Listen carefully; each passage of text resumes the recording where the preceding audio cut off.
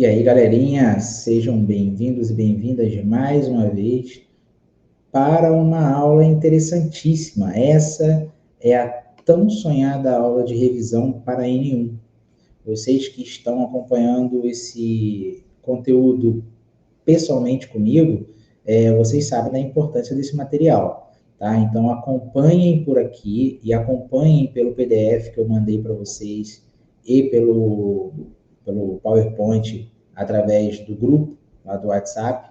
E quando estiverem vendo esse vídeo, coloquem, minimizem a tela e vão passando lá o PDF ou o PowerPoint e travem o vídeo, voltem ou acelerem do jeito que vocês quiserem, porque o que está nesse conteúdo é o conteúdo inteiro do semestre até agora, de forma eu selecionei os pontos mais importantes e os pontos também que caem mais em questão de exame de ordem, para a gente trabalhar e preparar vocês aí para a graduação, tá?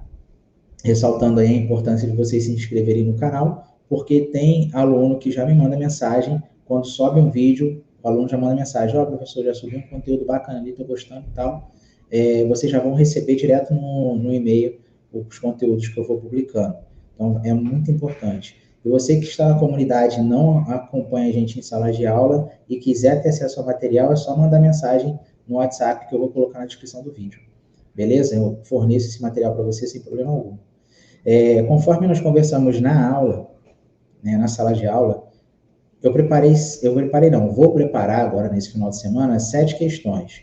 Só que me surpreendeu na sexta-feira passada, na prova de Direito Digital, onde me solicitaram incluir mais uma questão. E aí eu incluí, então foram 8 questões de prova. Lógico que o grau de dificuldade dessa questão que eu incluí foi um grau de dificuldade bem tranquilo.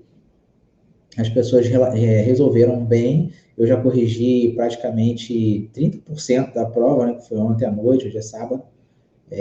Na sala de aula eu estava eliminando algumas correções, mas se porventura eu tiver que incluir mais uma questão aqui, nessa prova, ela não vai fugir dessas aulas e não vai fugir do conteúdo que nós vamos conversar agora, tá bom? Nós vamos conversar especificamente sobre essas aulas, nos tópicos mais importantes que vocês precisam direcionar os estudos. Então, tudo que vocês estudarem vai cair na prova. Aula 1, nós vamos falar sobre teorias do direito das coisas, que são teorias importantíssimas para vocês entenderem o raciocínio desse conteúdo. Direito pessoal versus direito real. A diferença desses dois direitos, que é uma diferença importante para vocês saberem, não só como acadêmicos, mas também como profissionais do direito. A teoria personalista, realista e negativista, que sempre cai em concurso e sempre coloco nas minhas provas também. Obviamente que são questões de interpretação para poder identificar qual é a teoria relacionada à questão que nós vamos colocar na prova.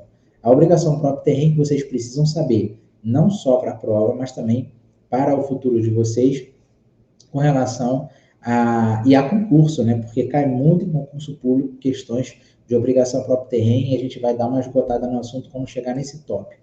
Na aula 2, nós vamos estudar a diferença entre direitos reais e obrigacionais, que já havíamos dito na aula 1, mas vou dar uma reforçada na aula 2 de uma maneira um pouco diferente.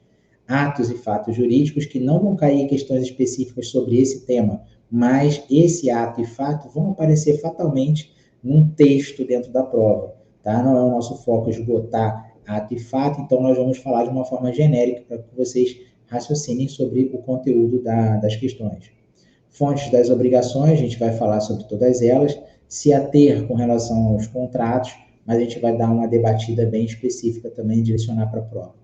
Eu coloquei slide 10 e 11, 14 e 15, porque como são duas turmas, a de terça e a de quarta, o material que eu apresento, ele sofre um pouco de variação, porque uma turma está um pouco mais à frente, a outra turma está um pouco mais atrás, então é possível que o slide dê uma variada, mas nesse conteúdo aqui o slide está certinho. A gente vai entrar no assunto, ok. Então acompanhem por esse material e aqueles que vocês receberam pelo grupo, tá? Ônus reais, nós vamos falar da importância, que eu já cansei de falar dessa importância, nós vamos dar uma esgotada também quando chegar no final da aula 2. Aula 3, vamos falar de teorias da posse, do slide 30 ao 32, só o slide 34, vocês vão entender por quê. Não vamos falar só do conceito puro de esbulho e turbação, mas a ideia do conceito é entender onde nós aplicamos a ação possessória e onde nós aplicamos a ação petitória. Por que dessas aplicações de determinadas ações em determinados casos? Então, por isso que é importante saber do conteúdo do esbulho e da turbação. Vamos fechar a aula com o artigo 1228, que é o slide 21, mas o artigo 1228 vai estar destacado ali.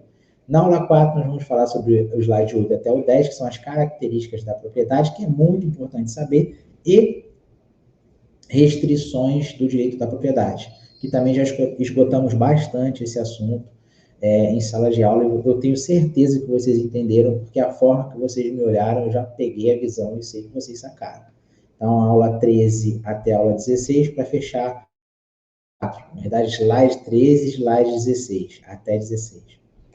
A aula 5 e a aula 6, eu vou fazer uma unificação lá no final da apresentação das duas aulas para poder começar a fazer comparações, tá certo? Comparações de conceitos de uso capião imóvel, uso capião para móvel, bens móveis, ocupação de bens móveis, registro de propriedade e tradição. Então, eu vou fazer uma comparação. Na turma de terça-feira, finalizamos a aula de aquisição de bens móveis.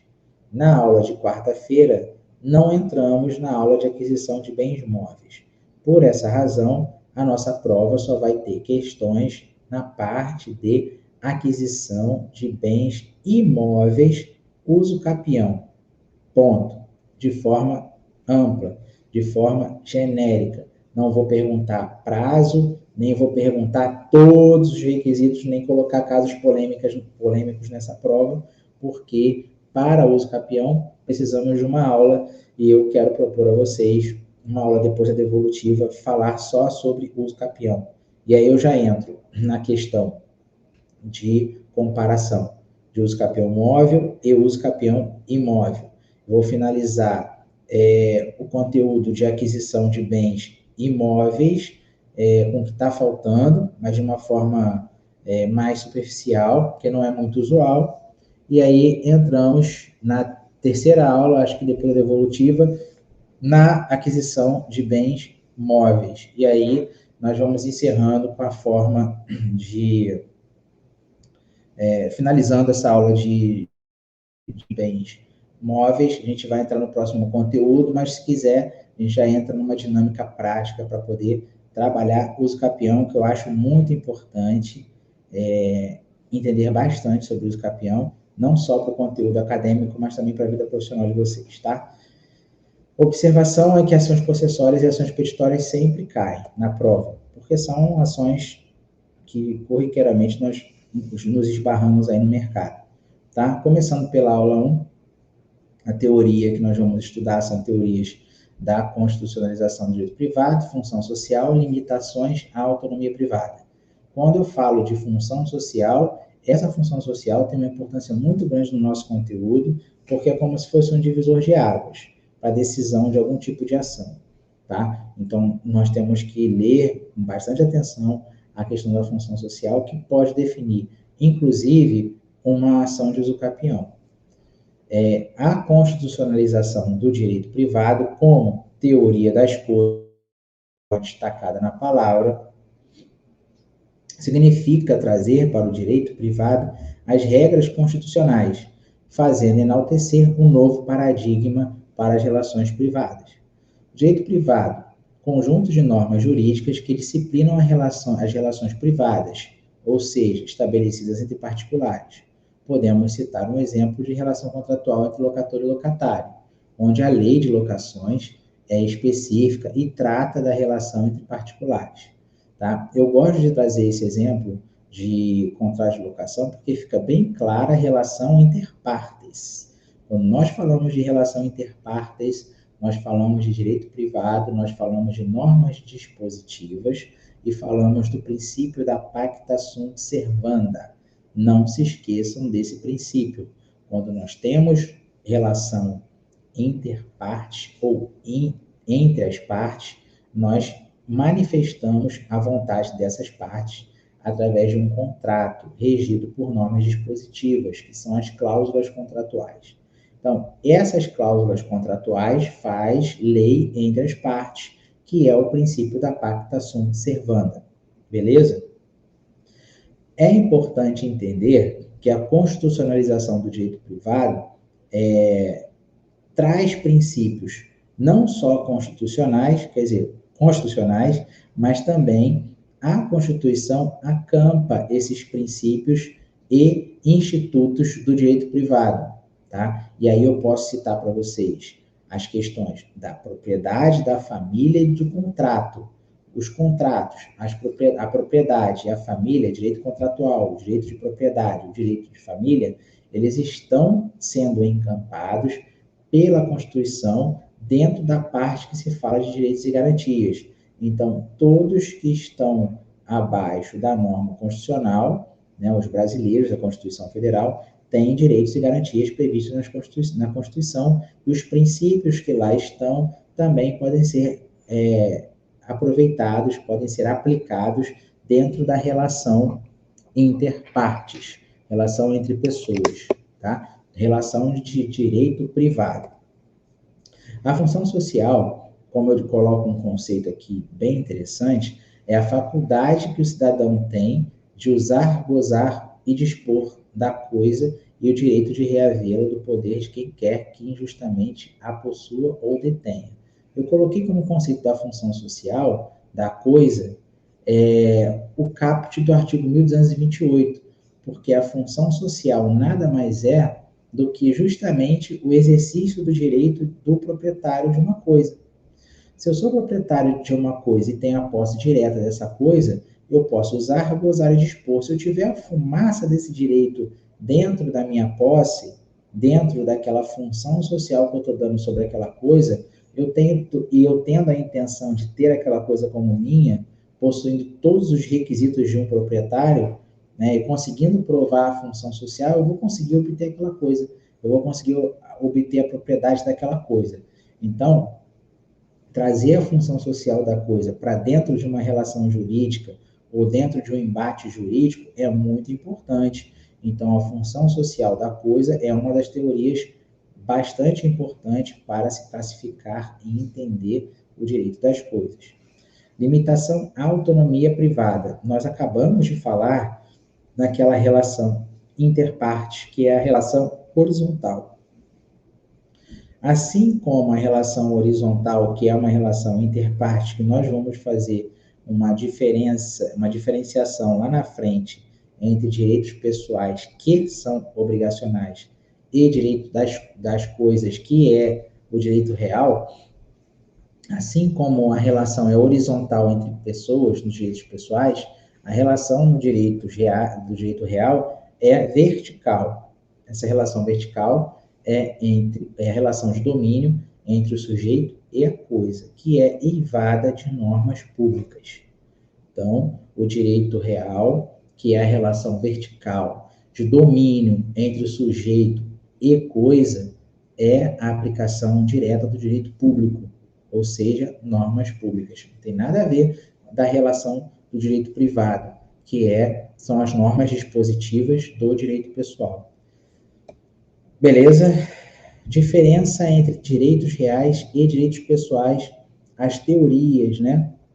A gente vai começar a anotar essas teorias, porque essas teorias elas são interessantes e gosto de colocar nas provas, sim, e a OAB também coloca essas questões. A teoria ou unitarista defende a tese de que somente pode existir relação entre pessoas.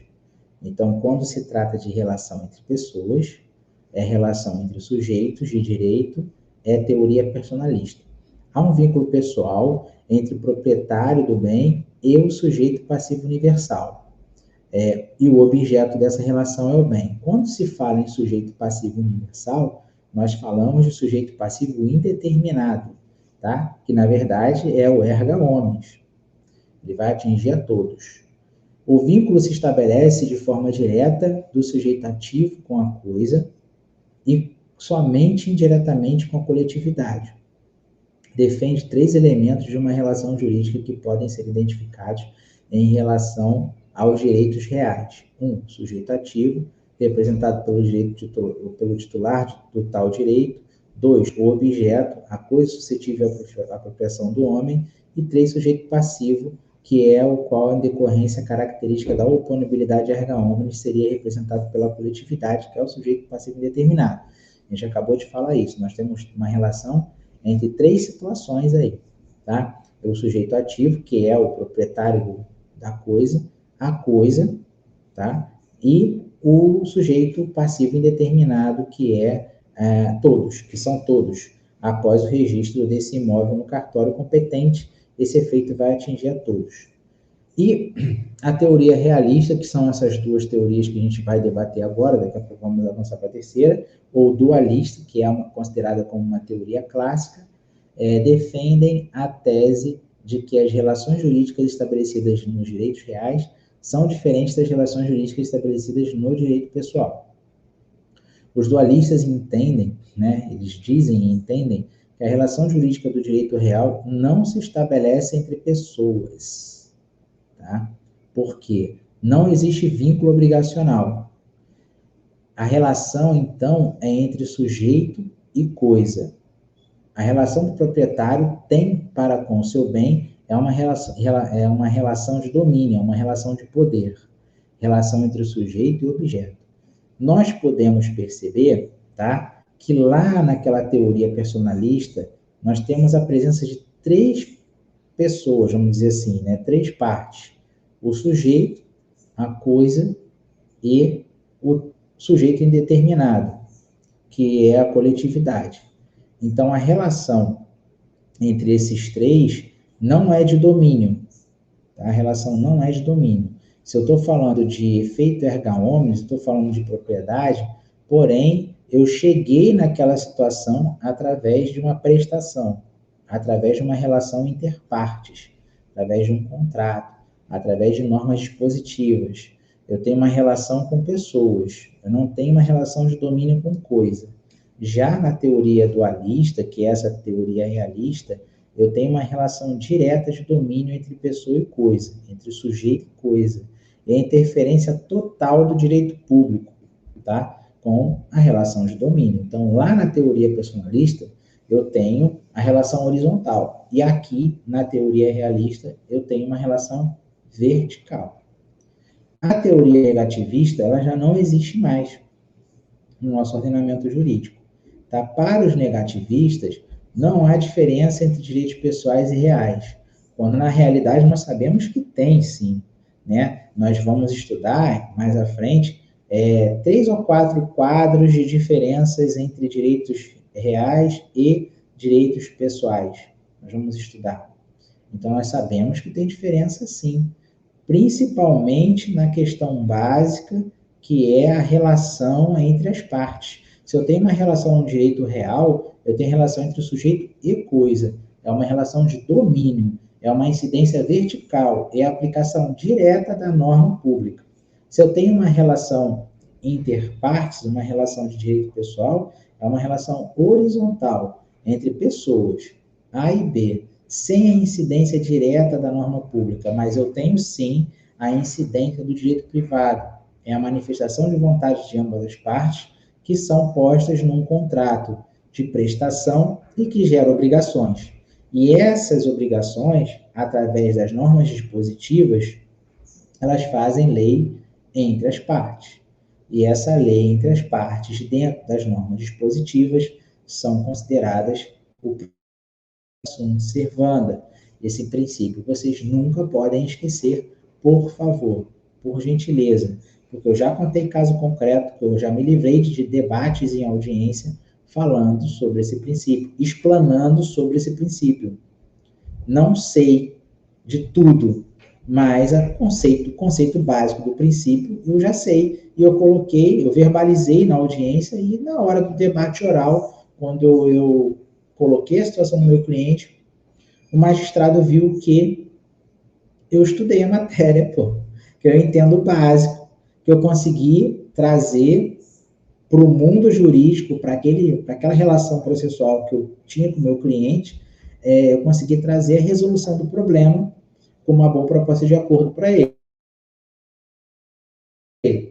conseguir explanar. Olha, aqui não é uma relação de caso fortuito, né? No caso concreto lá, a outra parte alegou caso fortuito. Mas sim, é uma relação de problemas burocráticos entre o ente público e a sua cliente, porém, por trás desse contrato existe o princípio da pacta sunt servanda, que são normas dispositivas, foi uma relação interpartes e ela tem que ser cumprida, não vai ter outra solução, porque eu trago todas as questões de provas, na contestação não tem nenhuma outra prova que venha a elidir o que eu coloquei na petição inicial, então a melhor solução aqui é fazer um acordo, porque nós estamos aqui diante de um princípio da pacta sunt servanda. Né? E nos debates orais eu consegui trazer um acordo para essa situação onde nós resolvemos o caso. Tá? Voltando para nosso foco, diferença entre direitos reais e direitos pessoais. Coloquei ali um quadrinho para vocês identificarem. E abaixo eu coloco um outro quadrinho que eu também não vou ler tudo, porque a gente já leu em sala de aula, você já tem apontamento sobre isso, nós já lemos tudo, já debatemos tudo. Tá? A forma básica de se diferenciar direitos reais e direitos pessoais, nós sabemos que o objeto principal dos direitos reais é a coisa e o objeto principal das pessoas é a prestação. Superando o cumprimento da prestação e das obrigações estipuladas nas normas dispositivas do contrato, nós passamos para uma outra situação, que é a concretização dos efeitos jurídicos daquele negócio jurídico realizado, que é a propriedade. E aí, ao longo dessa explanação, a gente vai entender melhor sobre isso. Tá? Obrigação próprio terreno. Nós sabemos que a obrigação próprio terreno, ela caminha, ela anda, ela acompanha a coisa principal. Se nós falamos de compra de um imóvel, tudo que é custo daquele imóvel, tudo que é ônus daquele imóvel, acompanha, deve acompanhar, em tese, o bem. Mas a obrigação próprio terreno, ela é uma obrigação que reúne dois tipos de direitos, né, que é o pessoal e o real. Trata-se de uma obrigação pessoal em razão de uma coisa real. Através de uma relação interpartes, eu concretizo o direito real, que é, por exemplo, contrato de compra e venda. Depois da quitação, depois do cumprimento total da obrigação, eu pego esse contrato, levo para o cartório competente, registro esse contrato e eu passo a exercer o direito real. E aí eu vou ter a incidência. A incidência da obrigação próprio terreno é aquela que acompanha a coisa. Principalmente, como exemplo, eu te dou o IPTU. O IPTU, ele é regido por normas públicas, não por normas dispositivas, e a norma pública que vai incidir diretamente nessa relação entre o comprador do imóvel, o novo proprietário do imóvel, ou o sujeito e a coisa, é o direito tributário, e aí essa obrigação passa, ela caminha junto com essa coisa para um novo sujeito, um novo proprietário. E essa relação é uma relação de obrigação próprio terreno. Então, o exemplo que eu coloco ali é o IPTU, é uma obrigação que decorre da importância do direito tributário e é um imposto municipal, ele é obrigatório. Vocês podem criar diversas situações aqui.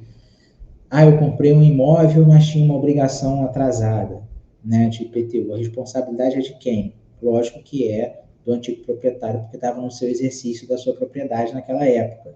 Mas acontece que eu estou sendo executado. Pois é, você não cumpriu o dever de casa, você não puxou a certidão de ônus reais ou de inteiro teor desse imóvel antes de fazer a compra, e você registrou esse imóvel. Então, nós temos uma série de debates que nós podemos entrar para falar sobre obrigação próprio terreno e para falar sobre execução de IPTU pela prefeitura, tá? Pela Fazenda Municipal. É importante vocês saberem essa atenção que eu coloquei para vocês ali embaixo, que a obrigação próprio terreno é conhecida como obrigação ambulatória ou ambulatorial, tá? Porque ela segue a coisa. Então, ela anda com a coisa. Isso cai em concurso. De repente, pode acontecer lá, marque a opção correta. Obrigação ambulatória. Não confundam com plano de saúde, nem com SUS, por favor. A obrigação ambulatória é a obrigação próprio terreno. Na aula 2, nós falamos sobre distinção entre direitos reais e pessoais, que é obrigacionais, tá? Direitos reais e direitos obrigacionais não não confundam os termos. Eu posso dizer que direito pessoal é o direito obrigacional, tá? Porque o direito obrigacional ele decorre da relação entre pessoas. Então, eu coloco ali que os direitos reais, que também podem ser chamados de direito das coisas, regulam a relação vertical entre sujeito e objeto.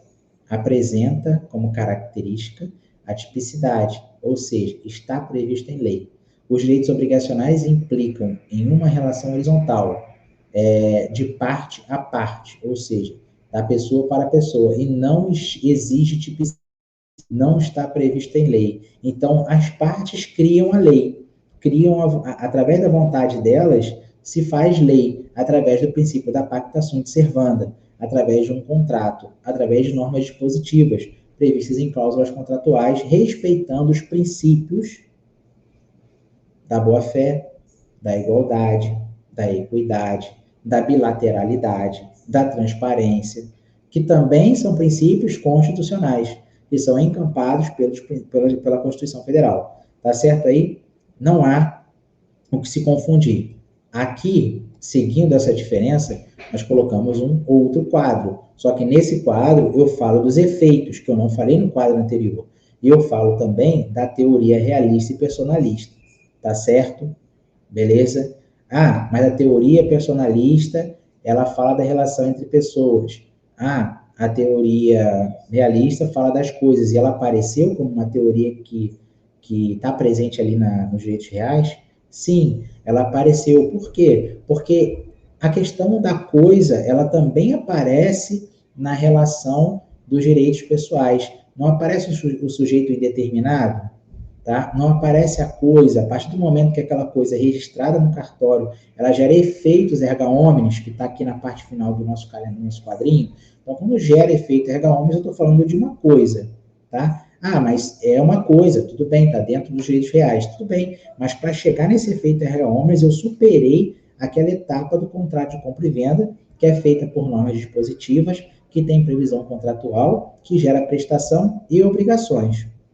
Por isso que ali em cima eu coloco, direitos reais, incide sobre a coisa. Real, legal, é isso aí. Incide sobre a coisa. Direito público, norma de direito público. Direitos obrigacionais, incide sobre a prestação. Ok, porque se eu não cumprir a prestação, eu não realizo o meu objeto principal, que é a coisa. Eu quero comprar um imóvel, eu faço um contrato de compra e venda. Eu pago a prestação, porque quando eu começo a pagar a prestação assim no contrato, eu gero uma obrigação de pagar. Após essa obrigação cumprida, eu pego esse título e registro em cartório, que é onde passa o efeito de interpartes para erga omnes. Beleza? Por isso que eu coloco a teoria realista e personalista na parte de direitos reais. Tá certo? Não vamos confundir os conceitos. Fontes das obrigações.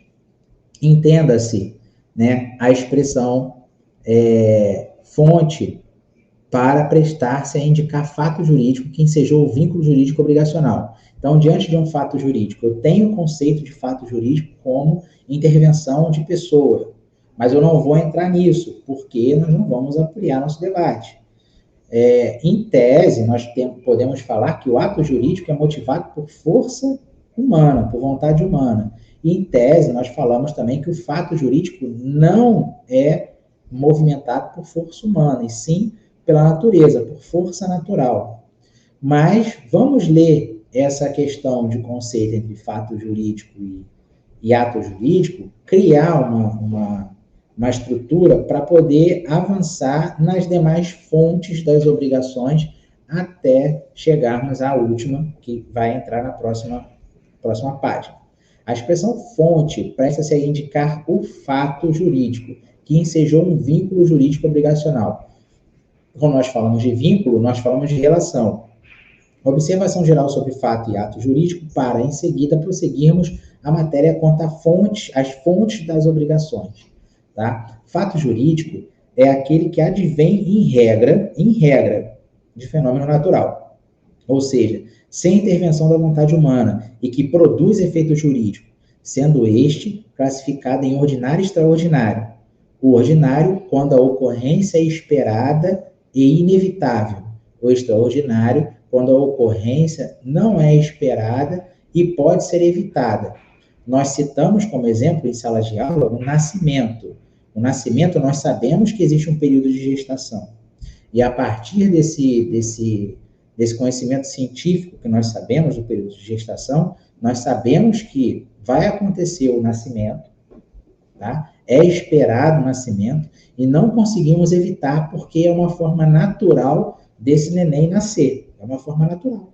Aconteceu a relação sexual, aconteceu a fecundação, após a fecundação existe a evolução do feto no útero materno até o seu nascimento. Não há como impedir esse evento natural. É um evento científico natural, esse exemplo do nascimento.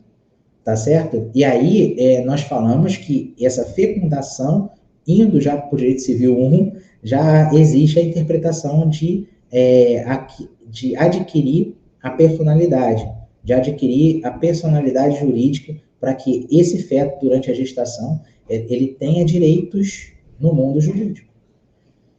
Tá certo? Então, entendam o fato jurídico inicialmente, em via de regra, como fenômeno natural, te dando um exemplo de ordinário, aquele que nós sabemos que vai acontecer, porém não conseguimos evitar.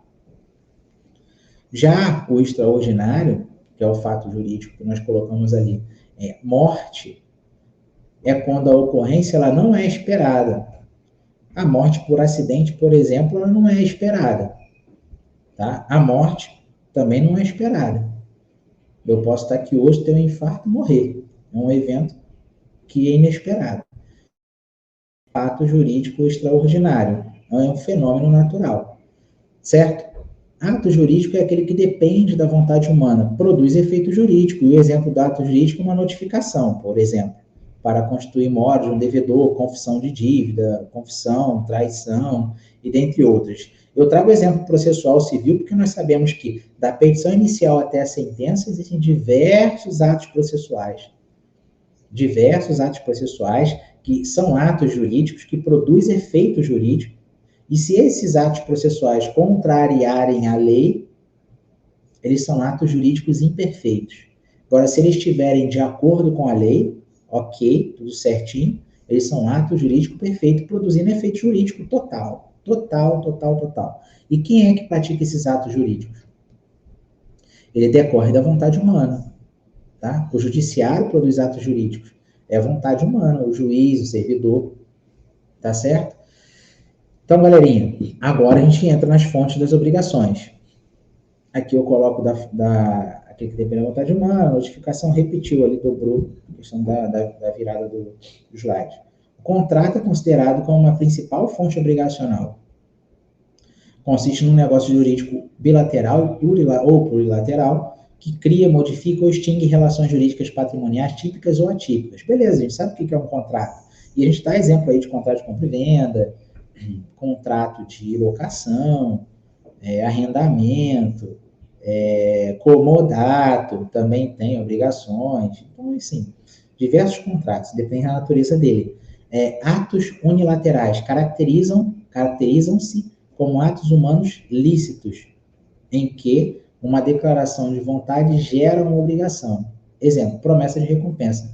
Uma obrigação gerada é um ato unilateral que é uma fonte obrigacional, porque a promessa de recompensa também é uma obrigação. Tá? Se de repente aquela terceira pessoa atingir aquilo que quem prometeu quer, ele tem a obrigação de recompensar. Tá certo? Vamos lá? Atos ilícitos e abuso de direito. São aqueles que causam dano a outrem, ensejando o dever de indenizar. Tudo no direito que causar dano a outrem gera obrigação, dever de indenizar. Título de crédito como fonte obrigacional é uma fonte obrigacional. Nós colocamos depois desse slide, que agora eu não estou trazendo aqui, nota promissória, cheque, que a gente nem vê, tá? São títulos de crédito. Gera uma obrigação, porque se eu eu preciso pagar alguém, não tenho dinheiro, eu posso emitir uma nota promissória e falar, olha, no dia tal eu venho aqui, pago essa nota promissória, você me devolve essa nota promissória e nós estamos quites com a nossa obrigação. Porque essa nota promissória ela pode ser protestada em cartório de títulos e documentos. Tá certo? Então, nota promissória é considerado um título de crédito, cheque é considerado um título de crédito. Letra de câmbio é considerado como título de crédito. São títulos executivos extrajudiciais que vocês vão estudar em Direito Processual Civil 3. Foi a matéria que eu ministrei no semestre passado, que vai caminhar ao lado do Direito Civil 4. E lá nós estudamos processo de execução, onde eu falei no semestre passado que a execução ela pode ser de título executivo judicial e título executivo extrajudicial. Eu explicava naquela matéria de Direito Processual Civil 3 sobre a evolução do Código de Processo Civil, o que mudou para esse de 2015. Nós estamos trabalhando agora. Falei das 3 etapas processuais, falava, né? Agora não tem como falar que eu estou com o Processo Civil 1. Expliquei sobre cumprimento de sentença. Diferenciei sobre como eu faço uma ação de execução de um título executivo extrajudicial. E essa forma que está prevista no Código de Processo Civil, que agora não passa na cabeça o artigo, falando da execução, dá 3 dias para o devedor pagar sob pena de bloqueio, sob pena de bens a penhora, sob pena de penhora, de bens a penhora. Então é isso, tá? Falando agora sobre 2 correntes a respeito da lei como fontes de obrigacionais, é importante vocês lerem essas 2 correntes, tá? Mas vai ser muito difícil perguntar algo sobre elas, porque nós estamos falando de corrente doutrinária. É importante saber para se montar uma estratégia, inclusive ter uma maturidade jurídica sobre a interpretação do tema, tá? Primeira corrente, né, sobre lei como fonte de obrigação.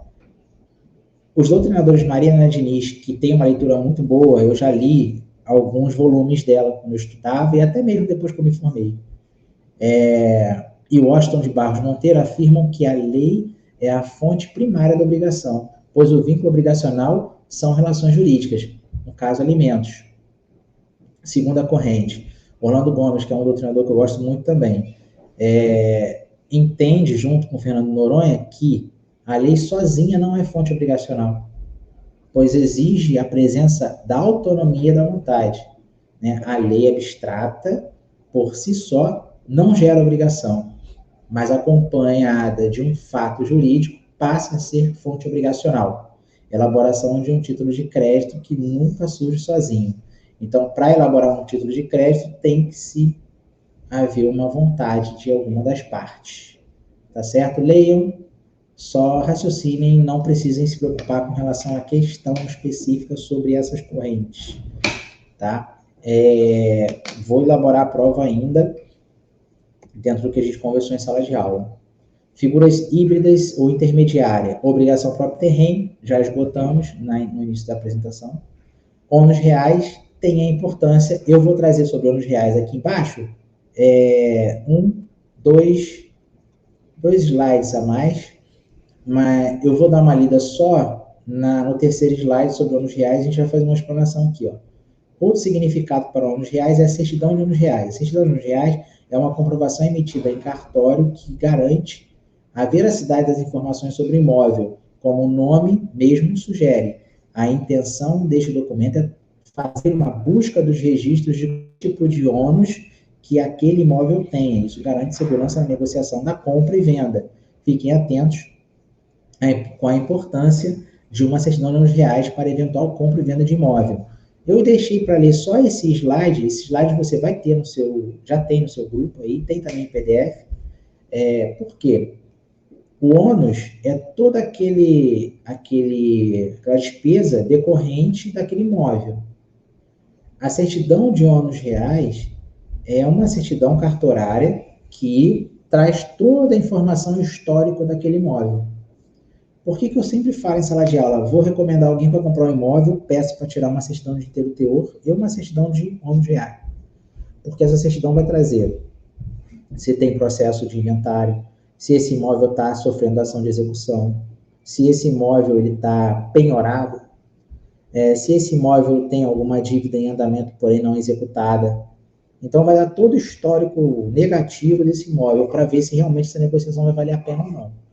Mas isso daí vai inibir qualquer problema, ou melhor, vai resolver, vai trazer uma segurança 100% seguro fazer isso, que eu não vou ter problema no futuro? Não, pela questão temporal. Vai que esse imóvel tem um débito, e esse débito não está apontado no sistema, no momento que você tirou essa certidão, e uma semana depois aparece esse débito no sistema e não entra no apontamento a tempo hábil de você tirar a certidão, e você vai, compra o imóvel, entra com a sua família, recebe uma visitinha de um oficial de justiça bloqueando aquele bem que você comprou e que tem na certidão de anos reais que nada deve, né? Então, obviamente, você está calçado de apresentar uma ação de embargo de terceiro naquela execução daquele imóvel ou daquela penhora, justificando para o juiz que naquela determinada época você retirou a certidão de anos reais, porém não constava nada, e que aí você não é o responsável, e aí vai desenvolver a sua tese. Ou o juiz vai aceitar, ou você vai perder a causa e vai ter o direito de regresso contra o real devedor. Mas tudo isso são teses jurídicas. Eu quero que vocês entendam que o direito civil ele não é uma ciência exata. Na verdade, tudo no direito não é exato. Né? Um aluno conversou comigo, que eu não vou falar o teu nome não, que vai estar assistindo aqui, falou para mim assim, professor, eu estava lendo aqui a doutrina, ele falou o nome da doutrina, existem mais de 2 ou 3 ações petitórias, e aí numa outra doutrina que eu li, não tem tanta ação petitória assim. Eu falei, pois é, cara, a nossa ementa, ela diz sobre a tal ação petitória, fala sobre também ações processórias, defesas, né? E para trazer uma dinâmica melhor, eu vou trazer para vocês uma questão que a gente usa bastante, o que está dentro da nossa ementa, mas nada impede que eu possa criar alguma tese dentro de um processo judicial, lógico que dentro do que a norma legal permite. Então, cada doutrinador vai ter o seu entendimento sobre determinado assunto. Eu posso estar falando aqui sobre a importância do ônus reais, e algum doutrinador pode falar, não, isso não é tão importante não, basta comprar. A segurança você vai ter com um registro geral de imóvel, porque após a escritura pública daquele imóvel no seu nome, a data que aquilo foi registrado já é a sua responsabilidade. A partir dali é a sua responsabilidade. Beleza, eu entendo, eu concordo, só que no meu ver, na forma como eu trabalho, eu preciso passar isso para vocês, para mim, eu ter uma certidão de anos reais é uma segurança a mais, além da data do registro daquele bem, daquele imóvel, que garante que a partir daquilo ali gera a obrigação próprio terreno. A obrigação próprio terreno ela só começa a ser gerada a partir da data que o imóvel é registrado no seu nome, que é a partir dessa data que isso também gera efeito erga omnes. Então, a partir dali é que você, novo proprietário daquele bem imóvel, é quem tem que pagar, quem tem que arcar com a obrigação ambulatória. Tá bom? Se eu for executado, já basta eu apresentar o título de proprietário daquele bem imóvel a partir da data X, que o juiz vai entender que a partir daquilo ali, daquela data é a minha obrigação. Dali para trás, não. É de outra pessoa. Beleza, eu tenho uma prova, isso é uma prova. Mas se eu chegar num processo judicial com duas, né? Excelência, além de eu comprovar que eu sou proprietário com essa data daqui, que eu não sou responsável daqui para trás, eu me cuidei, hein? Eu tirei uma certidão de anos reais, um mês antes da data da compra, onde me deu segurança jurídica para realizar um negócio jurídico. Olha só a certidão negativa. Então, daqui para 30 dias para trás, esse imóvel estava regular. Nada pode respingar em mim. Então, essa é a segurança que eu dou para o meu cliente, é a forma que eu trabalho. Nada impede que um doutrinador fale, não, não é necessário, não precisa. Mas o mundo real é de outra maneira. Tá certo? Eu preciso trazer isso para vocês porque é o que eu vivencio no meu escritório. E aí o amiguinho falou também sobre essas questões e a gente debateu, o menino está estudando, gosto pra caramba de debater com vocês sobre isso.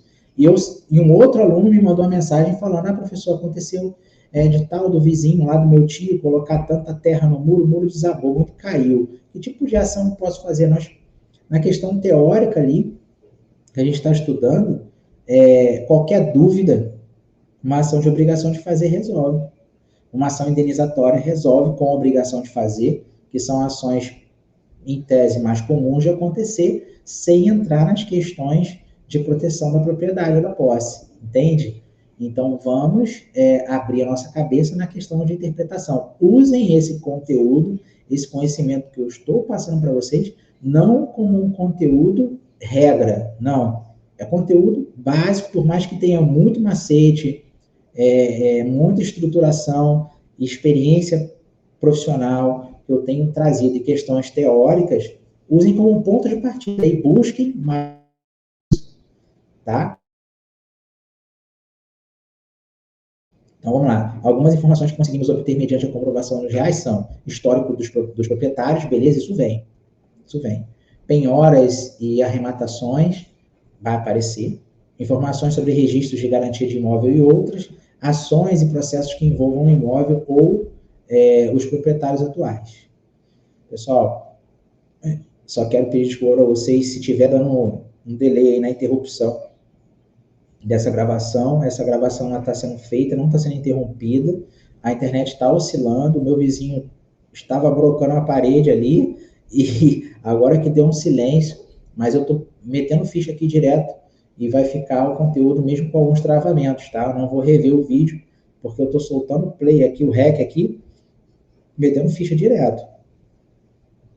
Tá? Vai ficar um pouco longo por conta da quantidade de conteúdo. A gente vai trabalhando para fechar o semestre até agora.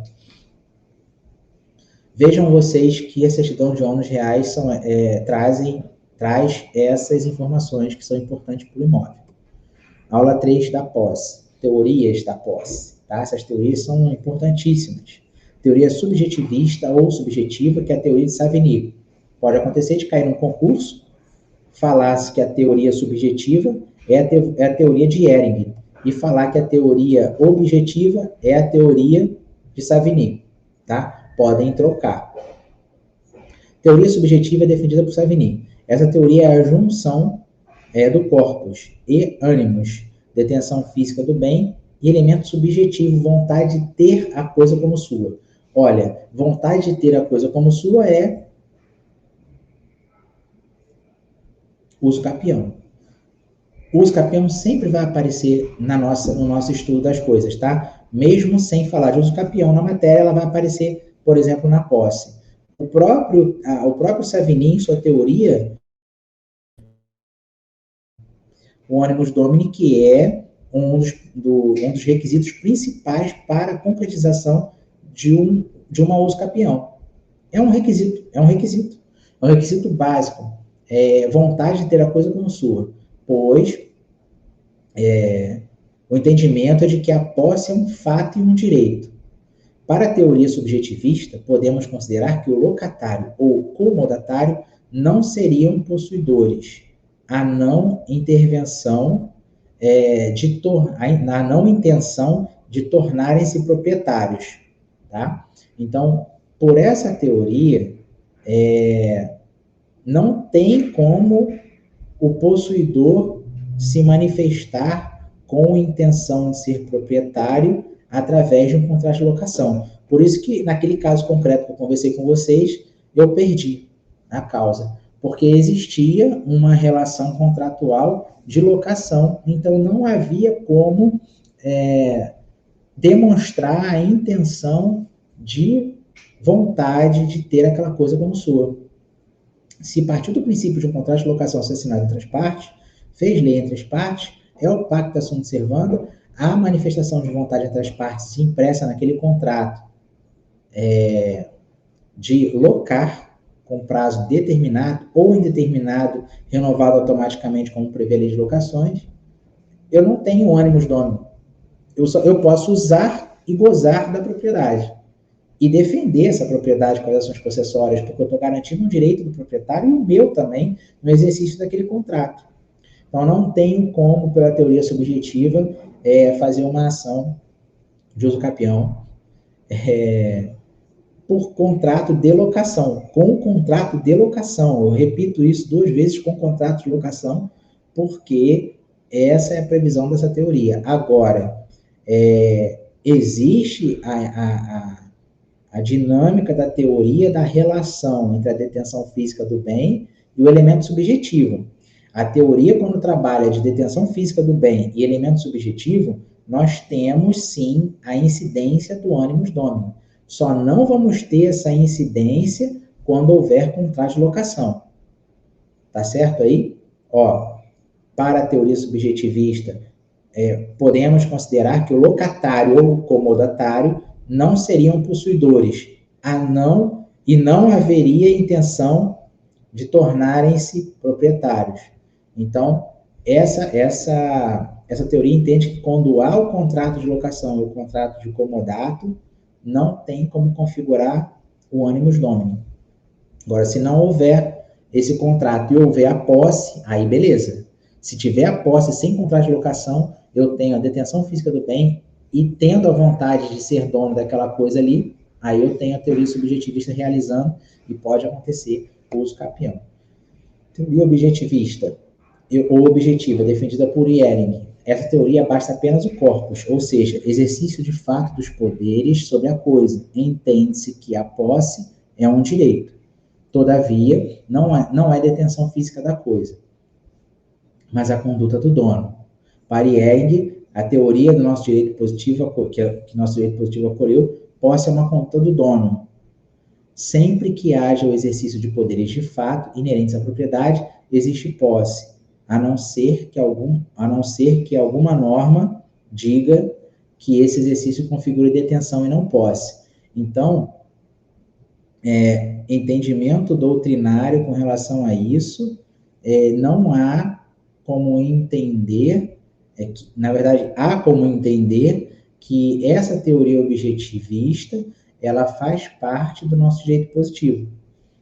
Não precisa ter o animus domini.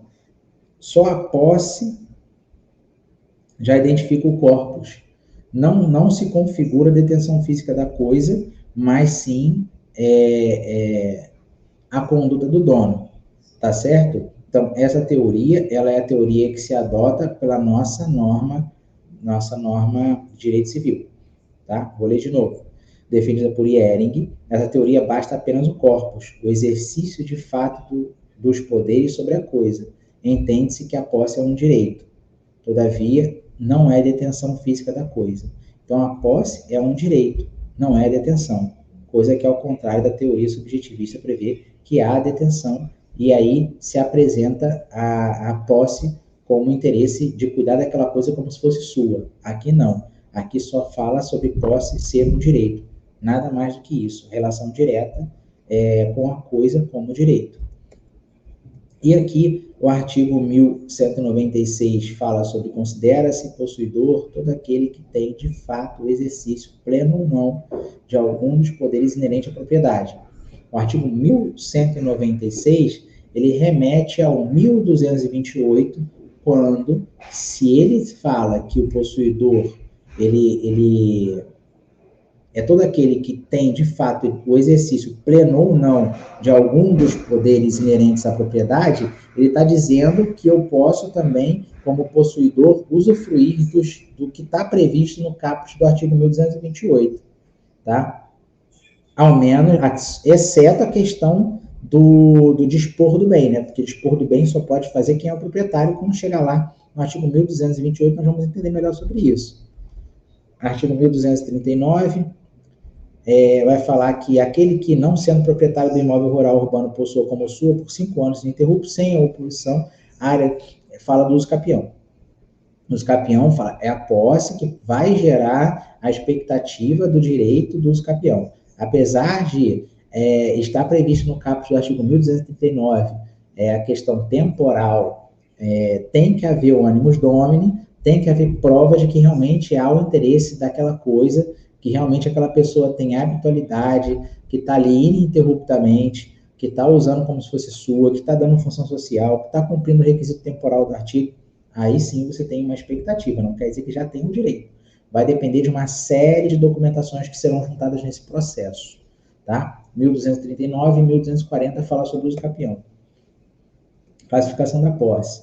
Posse direta ou imediata, posse indireta ou imediata. A posse direta ou imediata é o locatário exercendo o seu direito no imóvel.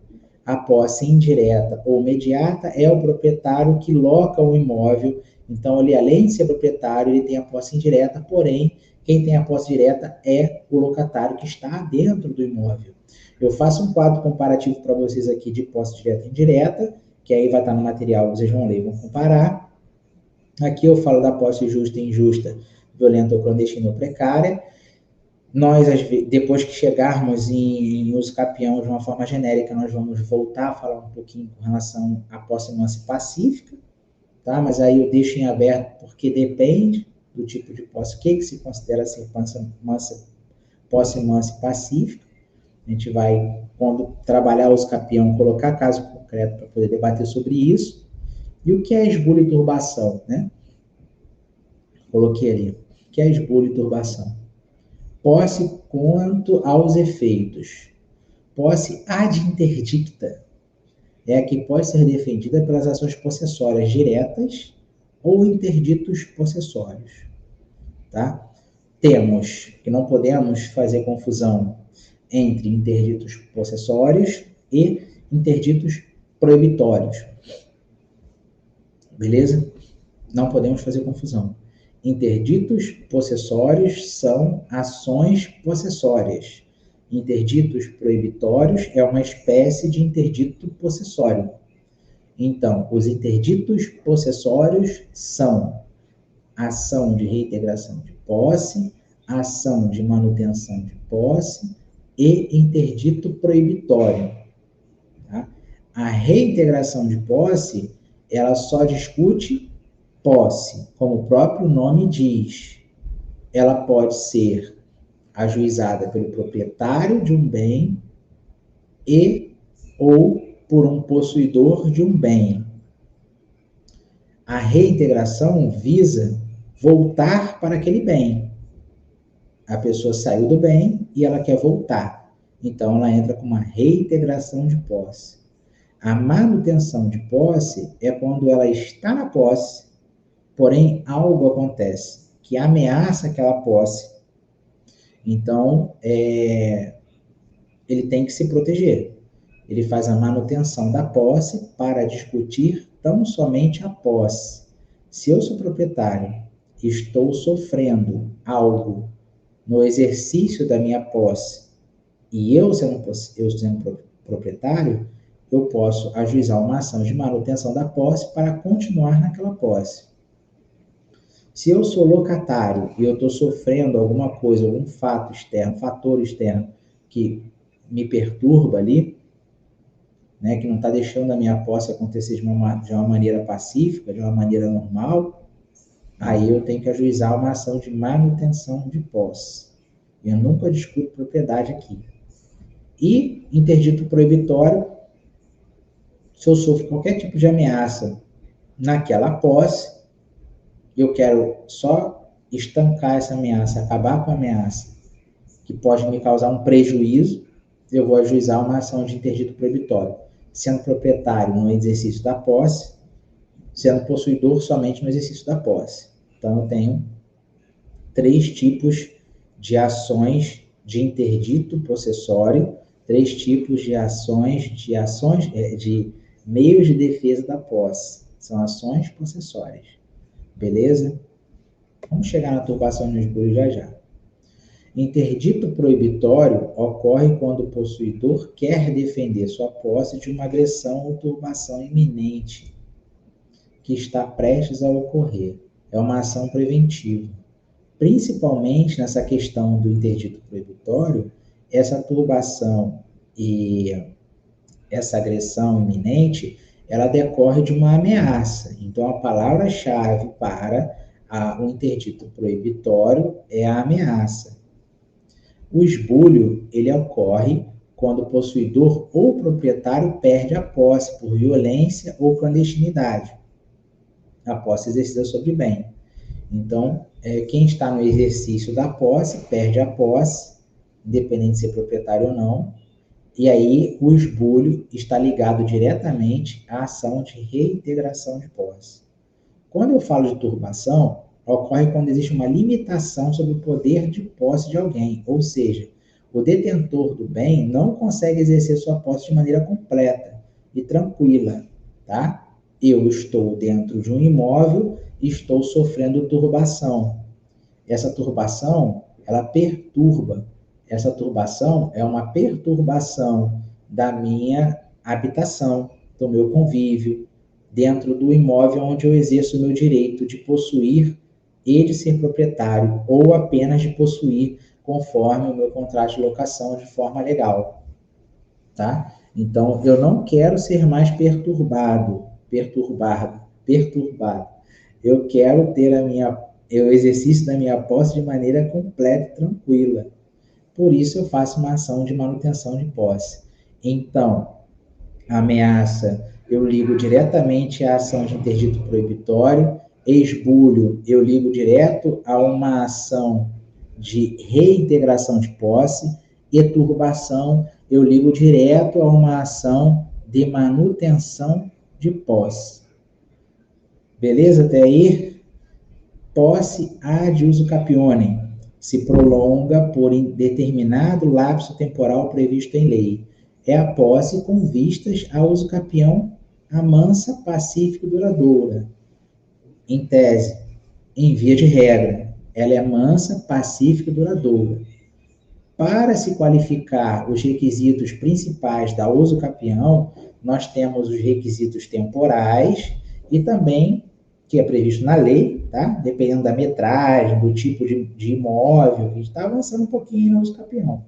Tem que inicialmente ter essa interpretação de mansa e pacífica, é bem imóvel, tem que estar comprovado o animus domini, a vontade de ser proprietário, de cuidar daquilo como se fosse seu, e a gente vai avançando, tá? O artigo 1228, ele, em tese, em via de regra, é exclusivo para o proprietário. Olha, o proprietário tem a faculdade de usar, gozar e dispor da coisa. Por quê? Porque, em tese, via de regra, o possuidor não tem a faculdade de dispor. Ele não tem a faculdade de dispor. Ele não pode vender o bem de uma outra pessoa, salvo se houver alguma previsão legal para isso. Aí sim, ele pode exercer o caput, primeira parte do artigo 1228. Vamos agora para a segunda parte. E o direito de reavê-la do poder de quem quer que injustamente a possua ou detenha. Beleza. Eu alugo um imóvel e estou sendo turbado. Eu alugo um imóvel, eu sou expulso desse imóvel. Eu sou esbulhado.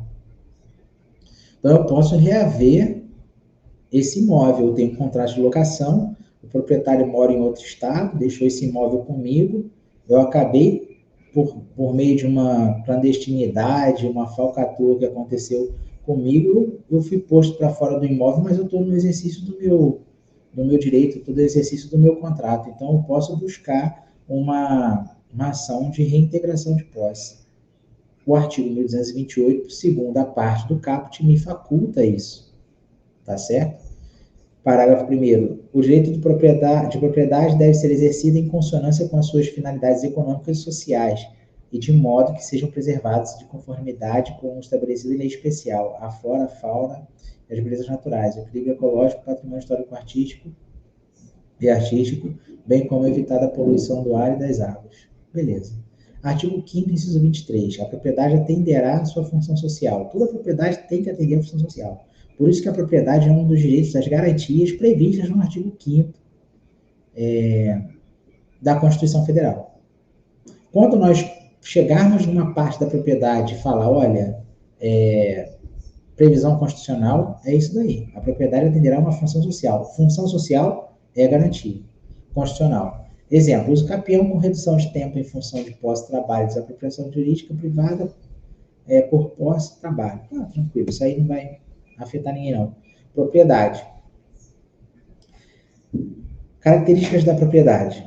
Propriedade, ela tem essas características que nós vamos ler agora. Ela é absoluta, tá? Ela é oponível contra todos, ela é exclusiva, ela pode ser exclusiva, porém ela pode ter o condomínio. Eu posso adquirir uma propriedade com mais 5, 6, ou 7 ou 8 pessoas.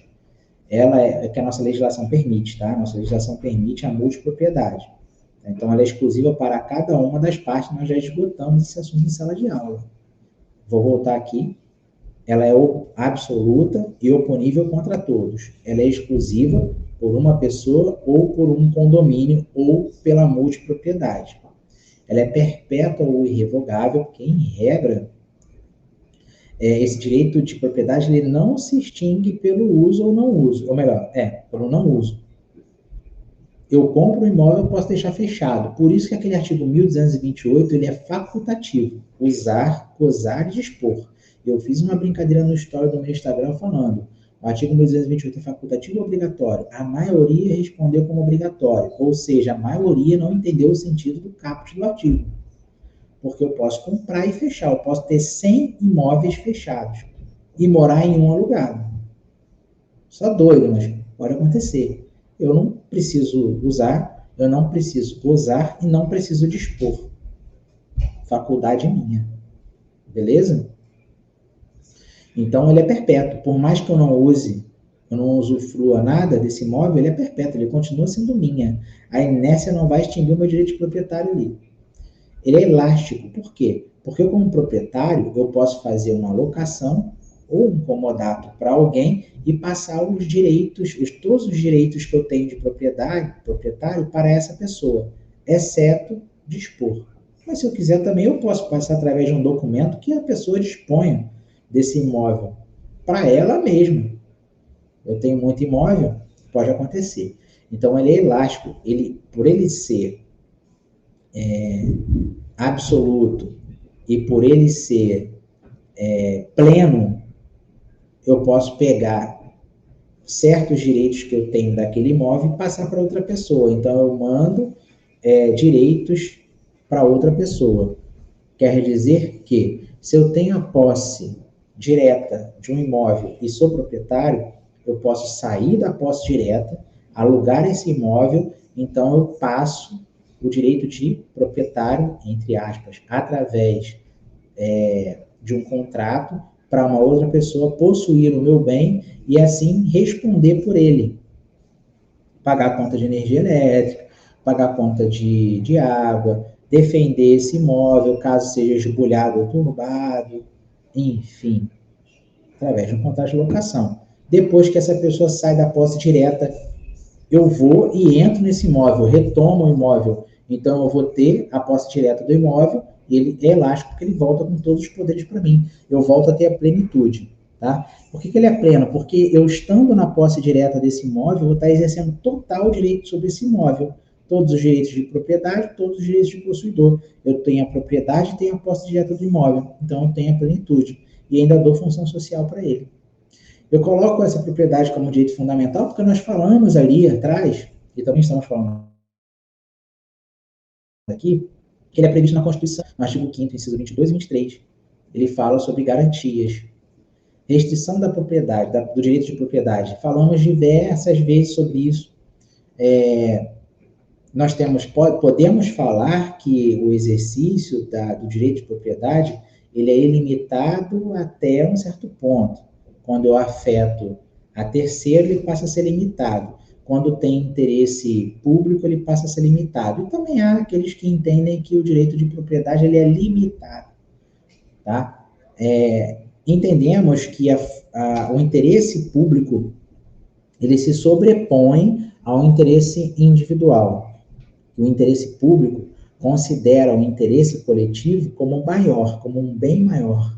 Está muito acima do direito privado individual.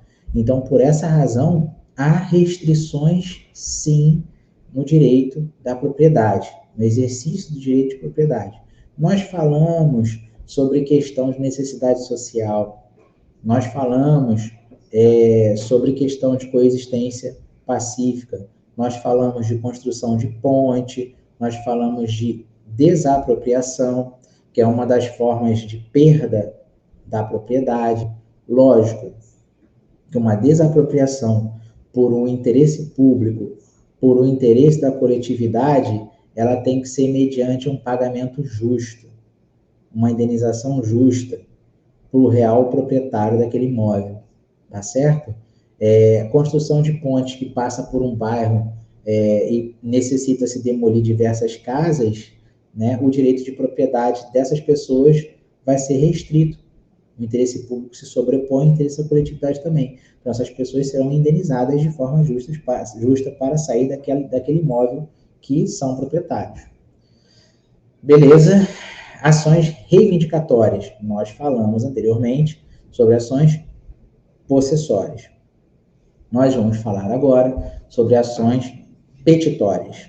As ações reivindicatórias, ou jus possidendi, são ações que consistem no direito do proprietário em discutir o direito real consistente na propriedade da coisa. E existem dois títulos, e se existirem, né, dois títulos de propriedade, o autor reivindica ser reconhecido como proprietário pelo título registrado mais antigo. Esse exemplo a gente deu em sala de aula e foi show. Vou avançar aqui um pouquinho. A ação reivindicatória, vou explicar melhor daqui a pouco, é uma espécie de ação petitória. Então, como nós temos lá atrás ações de interdito possessório, ação de reintegração de posse, ação de manutenção de posse e ação de interdito proibitório, como ações possessórias, nós temos agora ações petitórias. E uma delas que nós estamos falando é a ação reivindicatória. É uma espécie de ação petitória, com fundamento no jus possidendi. É ajuizada pelo proprietário sem posse. Olha, proprietário sem posse. Contra possuidor sem propriedade. Raciocinem comigo. Lá nas ações possessórias, essa ação ela pode ser também ajuizada por proprietário sem posse. Dá para fazer uma confusão entre ações possessórias com ação reivindicatória, mas nós vamos esclarecer isso agora. A ação petitória é aquela que o autor quer a posse do bem e ele assim deseja pelo fato de ser proprietário.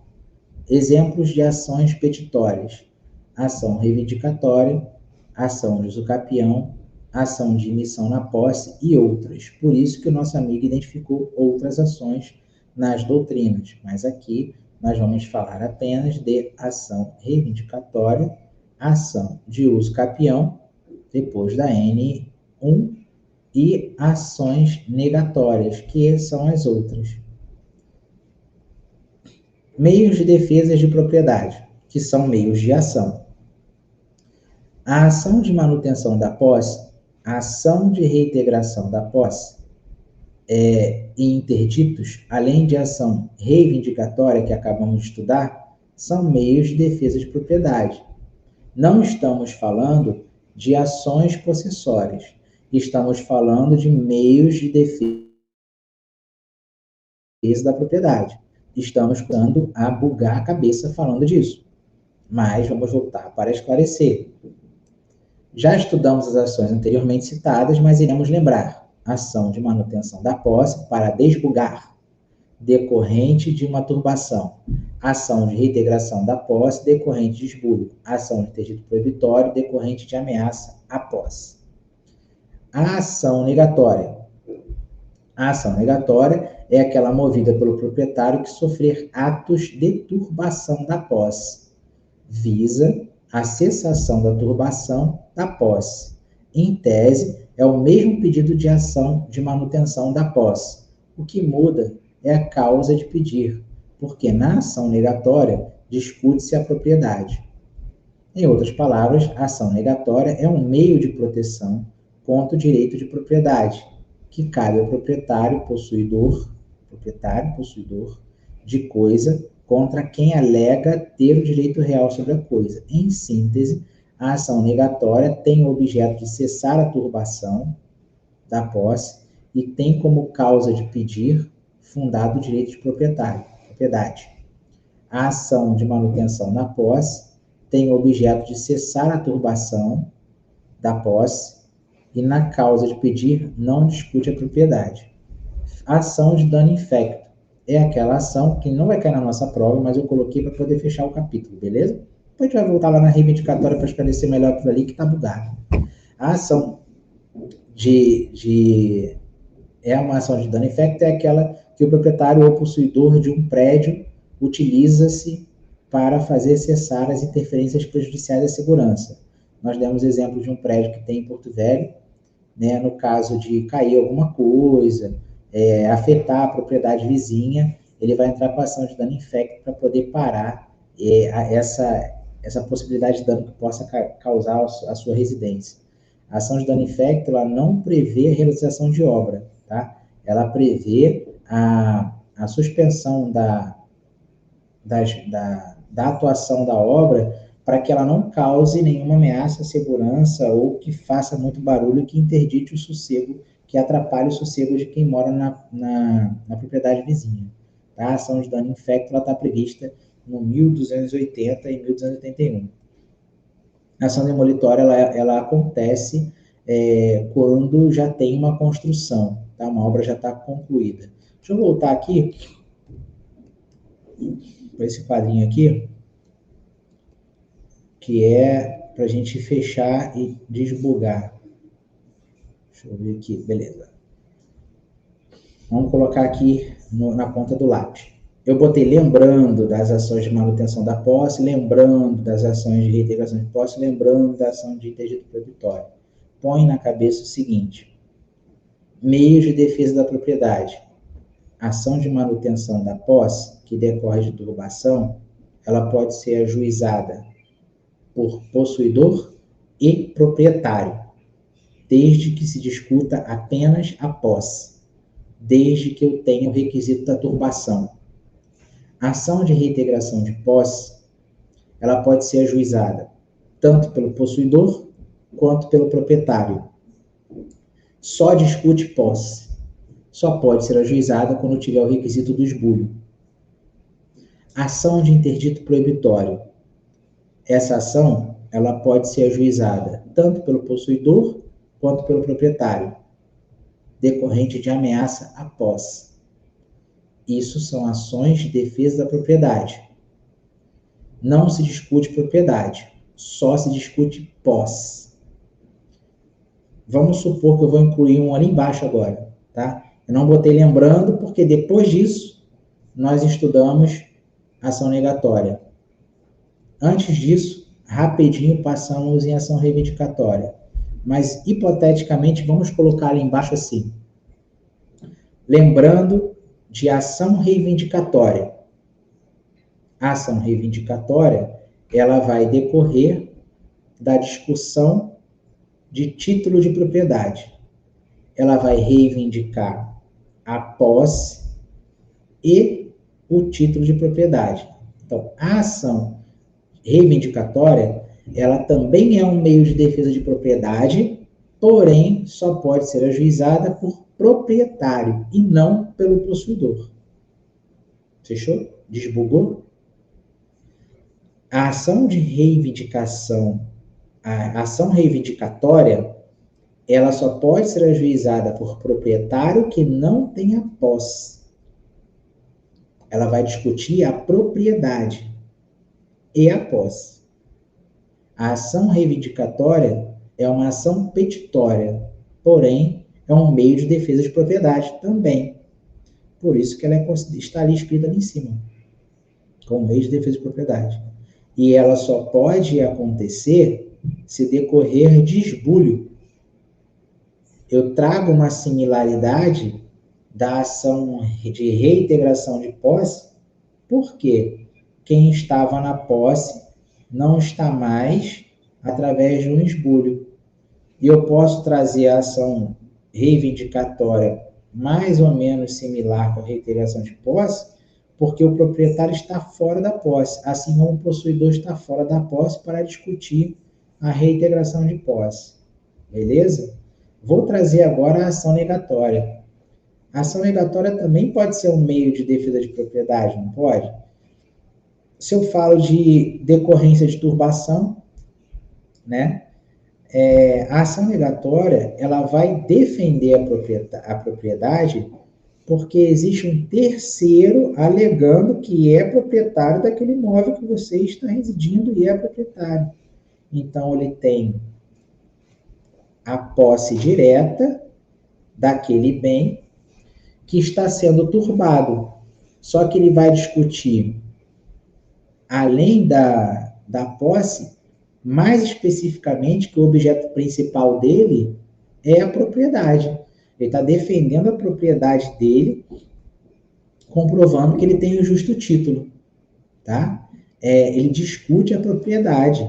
O objeto principal é discutir a propriedade. Por isso que ele se diferencia da ação de manutenção da posse. Então, eu volto aqui de novo e falo, lembrando, já que estudamos, a ação de manutenção na posse é ajuizada por possuidor ou proprietário e decorre de turbação. É um meio de defesa de propriedade. A ação de reintegração da posse decorre de esbulho e pode ser ajuizada por possuidor ou proprietário. Lembrando, a ação de interdito proibitório pode ser ajuizada por possuidor ou proprietário decorrente de ameaça na posse. A ação reivindicatória somente pode ser ajuizada por proprietário que não tenha posse. Pode ser decorrente de um esbulho. Mas esse proprietário não tem a posse e vai discutir o justo título que ele tem de proprietário daquele bem. E ele tem a intenção de residir naquele imóvel, mas se discute a propriedade. E é uma ação petitória, que é uma ação petitória e não é uma ação possessória. A ação negatória somente pode ser ajuizada por proprietário. O proprietário está residindo no imóvel e sofre turbação. A ação negatória é um meio de defesa da propriedade e se diferencia da ação de manutenção da posse, porque na ação negatória se discute a posse e a propriedade, enquanto que na ação de manutenção da posse somente se discute posse. Espero que vocês tenham entendido. Para assimilar melhor, anotem essa parte que eu falei e, hipoteticamente, vão colocando ali embaixo. Qualquer dúvida antes da prova, por favor, me mandem mensagem pelo WhatsApp, tá? Que eu vou responder. E posso até gravar um vídeo falando só sobre isso, tá? A hora já está avançando, 1h22 de vídeo. Não sei se vai dar tempo de eu gravar os shorts que eu queria colocar no meu canal e passar para vocês, mas vamos ver. Aí, antes da prova, eu vou colocar algumas passagens bem rápidas sobre esses conteúdos que fazem confusão, tá? E eu não tenho como falar rápido sobre isso, mas eu vou soltar, diante desses conteúdos aí que vocês estão absorvendo, vou soltar alguns videozinhos ou alguns textozinhos aí no Instagram sobre essas coisas pequenas, então acompanhem lá, que eu vou ajudar. Vocês precisam aprender e eu sei que vocês não vão esquecer. Tá? Finalizando, eu juntei aula 5 e aula 6, coloquei registros de imóvel, aquisição de propriedade imóvel, aquisição de propriedade imóvel e perda da propriedade. Aquisição, não vamos chegar em perda da propriedade, tá? Aquisição de propriedade imóvel e móvel. Imóvel, eu destaco para vocês que nós vamos colocar na prova uso capião e registro de título. Ponto. Lá depois da N1, vamos falar sobre a cessão, ilhas, aluvião, alvéolo abandonado e construção e plantação. Beleza.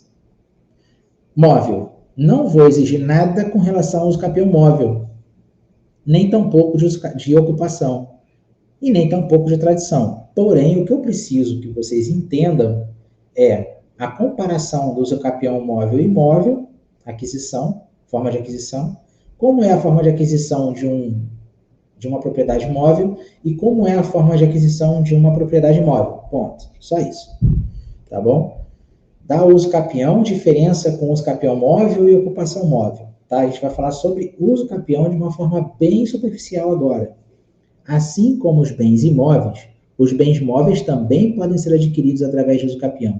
Porém, a uso capião de coisas móveis não apresenta a mesma importância dos imóveis. Com isso, o Código Civil apresenta prazos mais reduzidos para a primeira, ou seja, vamos discutir agora a diferença entre uso capião de imóvel e imóvel. Quando a pessoa possuir coisa móvel, como sua, contínua e incontestadamente durante 3 anos, com o justo título e de boa-fé, passa a ter a propriedade da coisa, conforme determina o artigo 1260 do Código Civil, que não vamos botar na prova. Esse prazo de 3 anos se dá, pois se trata de uma espécie de uso capião ordinária. Na extraordinária, o prazo muda para 5 anos, porém, mesmo que não tenha justo título ou boa-fé, produzirá uso capião. Entendam que, em via de regra, em tese, tem que haver justo título e boa-fé. Mas agora, nessa parte da uso capião extraordinária, ele aparece que não necessita ter justo título e boa-fé. Tá? A princípio, que norteia o uso capião dos bens móveis é o mesmo que inspira o uso capião dos imóveis, isto é, intuito de emprestar juridicidade à situação de fato que se alongam no tempo. A ocupação. Volta aqui para o uso capião imóvel. Para que eu tenha a uso capião imóvel, eu preciso dos requisitos de temporal e preciso dos requisitos como posse mansa e pacífica e título. Eu preciso de um título. Para uso capião móvel, eu não preciso do título. E ali nós vimos que nós temos a uso capião móvel ordinária, que precisa se comprovar o justo título de boa-fé, e na uso capião extraordinária, que eu não tenho a necessidade de comprovar o justo título e nem preciso a boa-fé. Então, na uso capião móvel, eu não preciso de título. Tá? Na ordinária, eu preciso comprovar. Mas na extraordinária, não preciso comprovar. Então, em via de regra, a exigência de título na uso capião móvel não é necessária, porque a extraordinária não me exige. Tá? Mas na uso capião de bem imóvel, sim, eu preciso título. Após a realização do processo, eu adquiro a uso capião, levo isso a registro, e aí eu vou ter o título. Da ocupação. A diferença da ocupação para uso capião é móvel, tá? A ocupação, como sendo do modo originário de aquisição de bem móvel, que consiste na tomada da posse de uma coisa sem dono. Lá na uso capião móvel, eu tenho que tomar a posse de uma coisa com dono. A ocupação não. Eu tenho a posse da coisa sem dono, com a intenção de se tornar seu proprietário. Uso capião móvel, eu tomo a coisa com dono. Ocupação, eu tomo a coisa sem dono. Uso capião móvel, eu tomo a coisa com dono. Ocupação, eu tomo a coisa sem dono. Tanto no uso capião móvel quanto na ocupação, eu tenho que ter a intenção de me tornar proprietário daquela coisa. É isso. A única diferença entre uso capião móvel e ocupação é que na uso capião móvel eu tenho que tomar a posse da coisa com dono e na ocupação eu tenho que tomar a posse da coisa sem dono. Acabou, fechou, é isso aí. Vamos avançar para o meio de aquisição de coisa móvel para fazer a comparação com a coisa imóvel e fechar a nossa matéria e aí partir para a prova. Nós entendemos que a uso capião de bem imóvel eu preciso depois formalizar e ter o título. Na uso capião de bem móvel, eu não preciso formalizar e ter o título. Fechou? A ocupação é a posse da coisa sem dono. E a uso capião móvel é a posse da coisa com dono. Como é que eu vou fazer a aquisição de um bem móvel? A tradição. Ponto. Somente a tradição, que é a entrega, configura a aquisição da coisa móvel. Compro um celular, pago pelo preço e a pessoa me entrega. Eu já fiz a aquisição da coisa móvel. Acabou. Eu não preciso de título para isso. Tá? Existe a tradição real, a tradição simbólica e a tradição ficta. A tradição real é quando se entrega a coisa, entrega de um celular.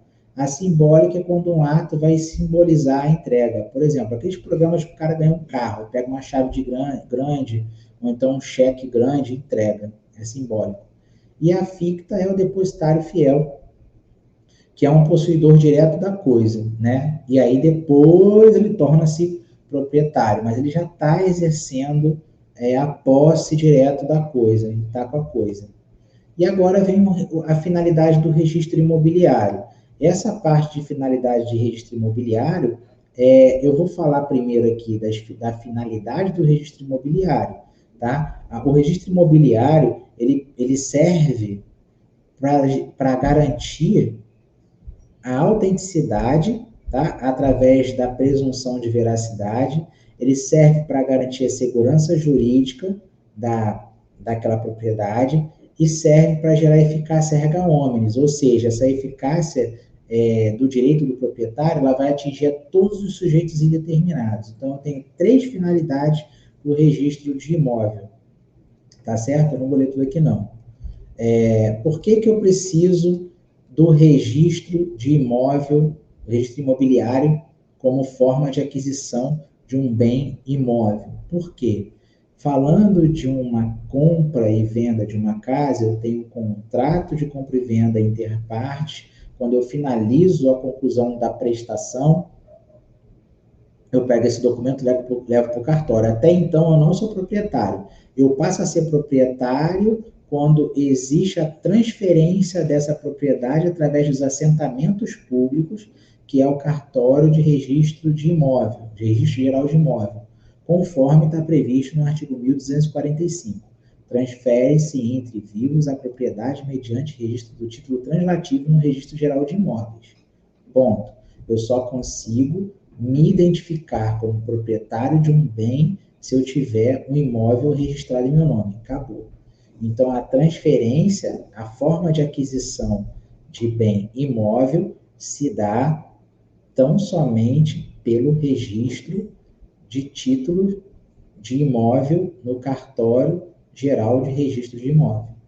Então, a forma de transferência da aquisição, uma das formas de aquisição de propriedade imóvel é o registro de título. Em contrapartida, uma das formas de aquisição de bem imóvel é apenas a tradição. Forma de aquisição de bem imóvel é o registro de título e a forma de aquisição de bem imóvel é a tradição. Acabou, fechou. Beleza? Então, essas são as 3 finalidades aí do registro imobiliário. A gente fica por aqui. Ficou um pouco cansativo, 1h32, mas a ideia é que vocês pausem, que vocês acelerem e que vocês aproveitem o conteúdo para a prova. Tudo que eu falei com relação à prova é o que vai... fiquem tranquilos, estou à disposição para responder as perguntas que tiverem que mandar através do WhatsApp, tá? E quem estiver assistindo a esse material e não for da comunidade, por favor, peça o seu material e se inscrevam no canal. Valeu? Obrigado aí a todos pela atenção, pela paciência. Utilizem esse vídeo aí como conteúdo importante, estudem por ele, estudem pelo material. Um abraço. Boa sorte na prova.